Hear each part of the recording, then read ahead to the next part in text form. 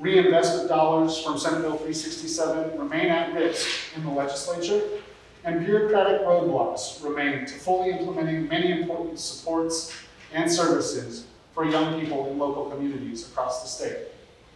Put simply, Senate Bill 367 was never envisioned as the end of reforming our youth justice system, but the beginning. It was not the final step in changing the system, but really the first. It is one thing to stop overusing detention and incarceration and actively harming young people, but it's another to create a system that truly supports and benefits those young people. Today, we should celebrate as we truly mark the beginning of this work with Senate Bill 367 and recommit to work each day so that 5 years from now, we're sitting here celebrating another achievement.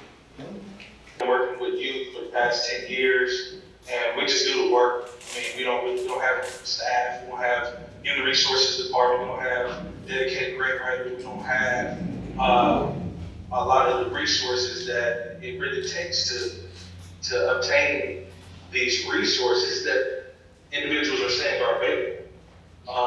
One of the challenges with addressing a lot of these issues is that there's a lack of resources. But then when the resources are made available, it takes resources to obtain the resources. So we look at the end goal of really affecting and impacting the youth, but then we see that we continuously fail them because we're trying to follow a system that is broken, a system that is not working.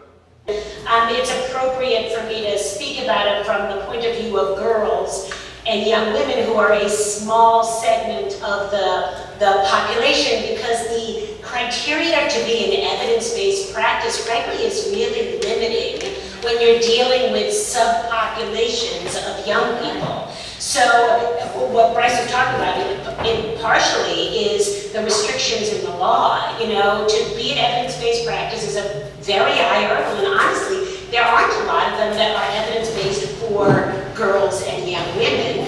They might be generally evidence-based, but have they been researched adequately for girls and young women? While we know that community-based programs, grassroots programs can be extremely promising, and there's research to show that they're promising, maybe not evidence-based, but promising.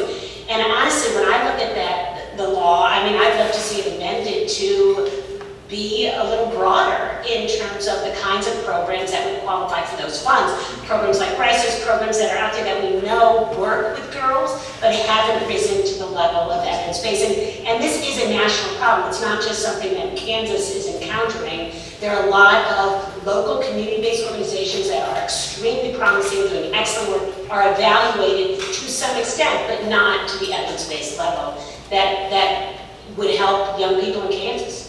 Yeah. The fact that what we hear all across the country is that places start out and they don't set the table with the right people, and they don't have community members, they don't have people like Bryce, people that he's shouting out at the table at the beginning, because those are the folks who can tell you from the beginning what is working, what's working for this community. As Francine pointed out, not everything can be evidence-based, and what works in a particular community for a particular person in a particular context might not work for the next place. So why are we trying to standardize everything across the country instead of setting these individual tables where we come together, and you can have processes like participatory budgeting and other processes where we get people in from the beginning, and then you don't get halfway through or 5 years down the road as we are now and say, man, I wish we had known this from the beginning. So my name is Yusef Presley, so I do this work. I'm gonna tell you why I do this work. It's because for big heart people like me, I've been through a lot,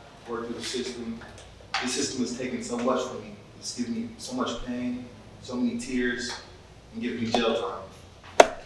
But it hasn't given me anything better than that.